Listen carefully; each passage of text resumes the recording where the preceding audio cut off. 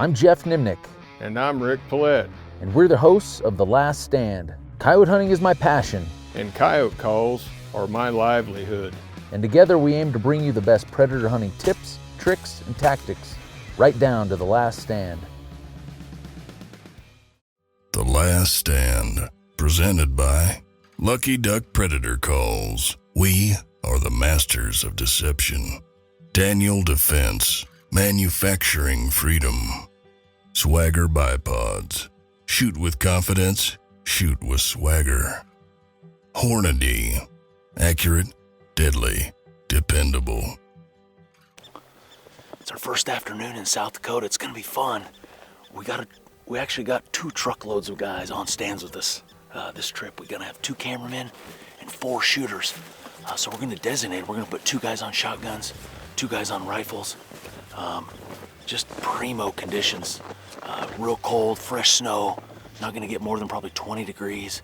The wind's not gonna blow a whole lot, so you would think that the coyotes would just be very active, wanting to come to the call. So we pulled down into these old corrals. We got prairie dog towns that kind of surround this river bottom. So about as ideal as you can get when it comes to cover, when it comes to habitat, food sources, whatnot. So we're gonna walk back in here probably 600 yards, dead calm. So I like to park and walk a little further in when it's dead calm, just to hopefully not spook out any coyotes. So we're gonna slip on in here, get down a little closer to the river bottom, where we can call this big flat, this big prairie dog down on the other side.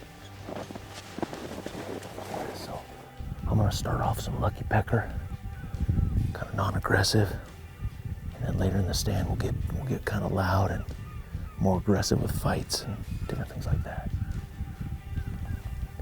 I decided I'm gonna put the call clear down there on the frozen ice. So I walked down, set it out in the middle, and that way any coyote that comes to that edge has to come to the lip of that bank to look down in there, which is gonna give us a shot. There's no reason that coyote's gonna hang back. Coyotes are gonna be curious, they're gonna come to a vantage point. So I'm rolling through sounds, started off some lucky pecker. Anytime it's real calm and quiet like that and cold, a higher pitched sound seems to be the ticket. So I go through lucky pecker 4 or 5 minutes, nothing shows up. So I decide to switch over to some pup distress, and it's just a few minutes into that, and hard to our left down the bank, exactly how we had planned it, this coyote popped up. Thick cover, thick brush, but it came just enough to that edge to look down at the call, and Josh had a clear lane right down the bank. Josh is using my Daniel Defense, set up with the Swagger Bipod, and he'd never touched that gun until an hour before. He was able to make a quick adjustment on that coyote, squared up the crosshair 70 yards, boom, thumped the coyote right on the bank. Shot, Josh. In less than, an hour or 2 into the hunt on a new property, we had a coyote in the truck. Look at that. Yeah, this is a little young male. There's an older coyote. Yeah, he's probably this year's. Yeah, this year's pup. Yeah, little male. He's a nice coyote though, man. Nice coyote. Yeah, what was that? Probably 75 yards. So it's kind of cool. I always like to, kind of from where I'm at, that coyote got to right here and he could look right over that bank. He could see the call. That's kind of why I had somebody set up here in case we had one come hard. But sometimes these younger coyotes, when you're playing those fights and things like that, they come to the call. They just don't want to. The big adult dominant coyotes will come bombing right in usually. But I was a little worried though. I saw that you had that little bit of brush right in front of you. But it was no problem. You kind of threaded it right through there. Man, that was perfect. That was awesome. Shows the versatility of those swaggers. So, we were sitting on that bank and you were able to move. You had kind of logs to navigate and things, and you were able to move them and square it right up on him. All right, sun's a set, man. I'm glad you shot it. That's a hell of a drag back to the truck. Wait a second. I thought we said Sean was dragging if we got one.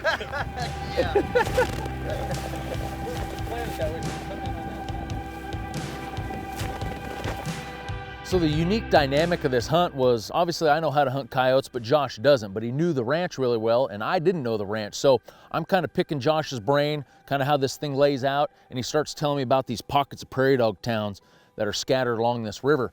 And he mentions one particular area that kind of catches my attention, and we decide to head there for the last stand of the day. So we're chasing daylight at this point. We get into the stand, the temperature's dropping. I think it was well below zero. My hands were freezing. But I knew we had just enough time to get a coyote called in. It was pretty wide open. We were looking out across the prairie dog town, 600-700 yards. So I knew if any coyotes came in on this stand, they were gonna have to come from a long ways. So right off the bat, I get into some pup fighting, some coyote fighting, hoping to really trigger an aggressive response so the coyotes come to the call, at a fast rate. We're not a few minutes into the stand, and Josh spots the coyote coming across the far end of the prairie dog town.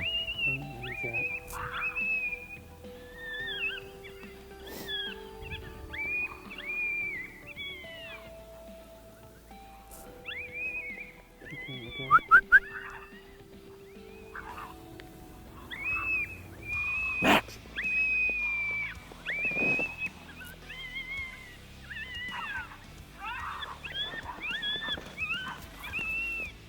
Now, generally speaking, if a coyote's making a straight line to the call, 99% of the time I'll leave that same sound running, I'll leave it at the same volume, I'll just let it ride as long as that coyote's making ground and getting closer. But at any point, if that coyote starts veering off its approach and starts maybe wanting to circle downwind, where it stops and hangs up a little bit, that's when I'll start looking to maybe switch up the sounds a little bit.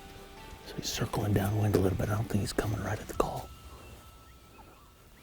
So on this stand, we had plenty of coverage with Josh and I on the rifles. We put Luke down low, and I purposely put them down in a little low spot and had the call down in there just so that any coyotes that came across that prairie dog would have to come up over that lip to see the call, which would put them into shotgun range. But this coyote starts fading off to the right. He's kind of circling out, kind of heading downwind. We knew we weren't going to get the shotgun kill. So at that point, I'm just trying to make sure my fingers are warm enough to make the shot. I get moved over. I kind of anticipate where that coyote's going to end up. And it was really cool to watch. That coyote could hear the sound, but he couldn't see the call. And he was hopping up in the air out there in the prairie dog town, trying to get that vantage point where he could see, but he couldn't.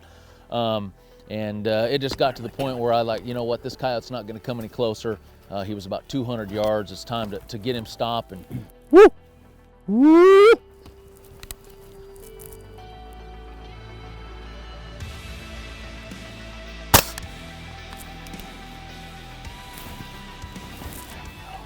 And center of the crosshairs, slow squeeze, and 2 coyotes in the last 2 stands of the first afternoon. We just had to be a little patient with that coyote. Not every coyote's gonna come hard right at the call, and that was no exception. He just was making a circle on us, and anytime a coyote gets out there at 150 or 200 yards and starts paralleling your position, it's time just to get him stopped and shoot.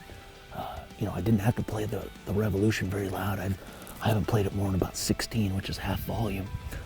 When it's dead calm like this, that sound carries a long, long ways. So we still have a little bit of light left, even though it's about 16 minutes on stand. We have enough light to sit here maybe about 5 more minutes, so you never know.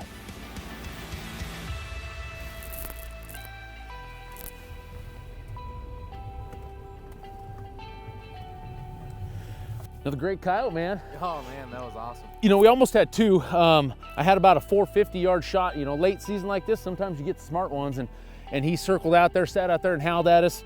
I underestimated the 5-mile-an-hour breeze we had, 223, doesn't cut the wind great, but I gave him about 4 inches of wind and needed to give him about 8, and he was sitting down, just barely missed him. But either way, man, 3 stands, 2 coyotes. Great start to the trip. Can't ask for more than that, right?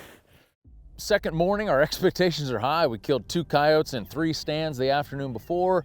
I get with Josh again. We start putting together a game plan on how we want to attack the remaining part of the ranch we had to hunt. It was one of those days where it seemed like if something bad was going to happen, you could just count on it. We get back to the truck after the first stand of the morning. It's 12 below, and Josh's truck has a flat tire. So we have to spend 45 minutes messing with this tire. We get it plugged, we get some air back in it, we limp it back, we get it fixed up, we regroup, we head on out. We were grinding, we were making stands, we just weren't seeing any coyotes, and for whatever reason, it just was one of those days. Later in the day, I get my truck stuck. We were dipping and dodging snow drifts all day long. And I just got to the point where I wasn't paying attention enough, and I buried into a little low spot. Funny thing was, I was giving Josh and Luke some crap because the day before we got there, they had actually got his truck stuck, and I didn't think there was enough snow to get stuck. But So they had their good laugh at me finally, but they were gonna hook the old Ford onto the Toyota and pull it out, and I said that just wasn't gonna happen. And I got to digging and broke myself free and got out of there without being towed out. So we kept grinding, and we got into the last stand of the day, and it was just a exceptional stand. We came off a high bank. We're calling over miles of river bottom. It started to spit some snow on us. We sat there 20-25 minutes till we ran out of light, and nothing showed up. So as we're walking out of that stand, I asked Josh what we had going for the next day, and I said, you know what?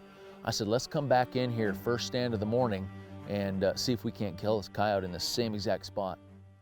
So there's no rule about how long you have to wait to go back into an area, and the stand we made the night before was such a great looking stand. I thought, you know, let's go and make that stand again, because we didn't mess anything up the night before. We didn't educate any coyotes, we didn't shoot any coyotes, there weren't any coyotes that came to the call. So we slipped back down in there. We actually sat in our same little snow holes we dug. The wind was in the perfect direction. I start off the stand with some lucky pecker, nothing. About 4 or 5 minutes in, I switched to some coyote fights, and it's not 2 minutes into the fighting, we spot 2 coyotes making their way down below us, coming through the trees. Yeah.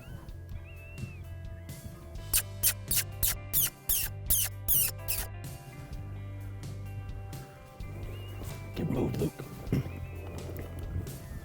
lost him. No, I'm really trying to get Luke a coyote. Josh has already killed his first coyote on this trip ever. Luke, I'm trying to get him his first coyote ever. The coyotes get to the bank of the river and they start fading off to the right. The wind's blowing that way. We have a pretty steep angle down to shoot, and the farther they get to the right, the less chance we're gonna have to get a shot. So Luke and I are trying to coordinate. The one coyote would stop and the other one would go, and then the other one would stop, and we're trying to coordinate with the camera on which coyote we're gonna shoot. We're gonna kill him right here. Luke, you on him? Ready? Woo. I'm on the left one. You on the left one? Take your time. Woo. Woo. Let him stop. There you go. Woo. Woo. Woo. Woo. Woo. Sun, the one in the sun. Woo.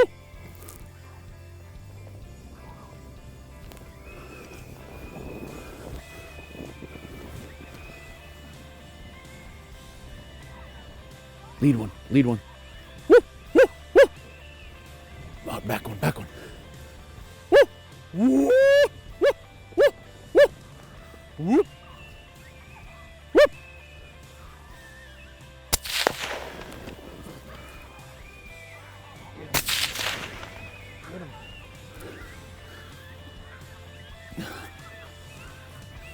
Good shot, Luke. This one's going through here. And finally we get her all lined out, and Luke gets one to stop, and he makes a great shot and kills his first coyote ever. That was pretty cool. Just had 2 coyotes come in right when he switched up a sound. Geoff was playing, I think, Lucky Pecker initially, and he switched to fight sound. And those 2 came right away. We knocked one down, one got away, but that was pretty neat.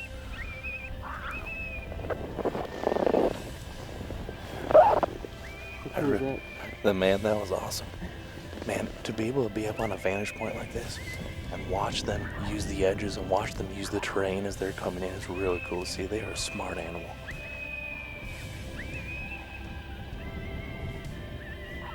Who do you think shot that? I really hope that was Luke, because that'd be his first ever coyote. That'd be pretty awesome. Nonetheless, we're back on the board. It was a struggle yesterday. We didn't call in a single coyote all day, and you know, who knows what it was, but we're off to a great start. I'm gonna kill this call down a little bit. Yeah, we're off to a great start now, so you know, it's hard to beat killing a coyote on the first stand. So now we just gotta figure out how we can get all the way to the bottom. Our truck's parked way back up top, so it's gonna be a long drag getting him up, but Luke, first coyote, baby. Nice. Heck yeah. So this is why I purposely let Luke shoot that coyote. As you can see, it's only 100 yards, but it's about 100 yards straight down this bank too, so he had to earn his first coyote. That's awesome. You're doing great, Luke. Keep it up. You're a third of the way there.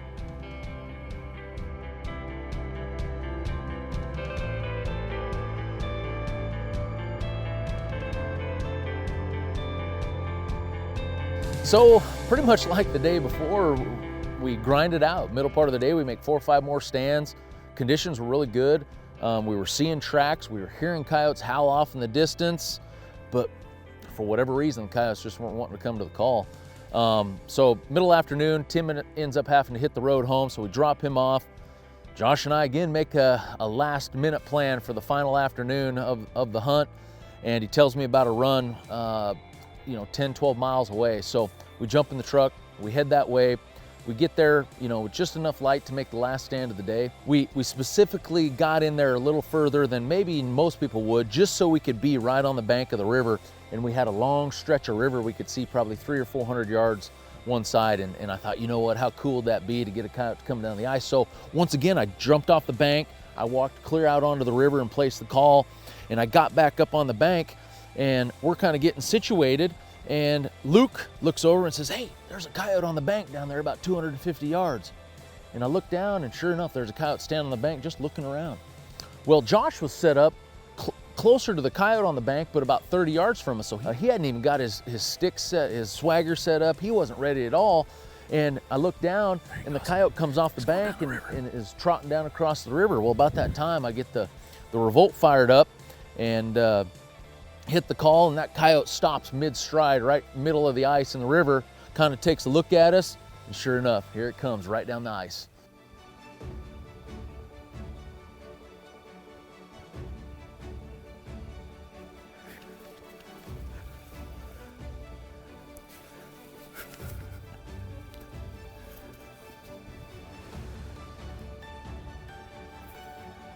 Kill him, Josh. When he gets to the call, kill him. Kill him when he gets to the call.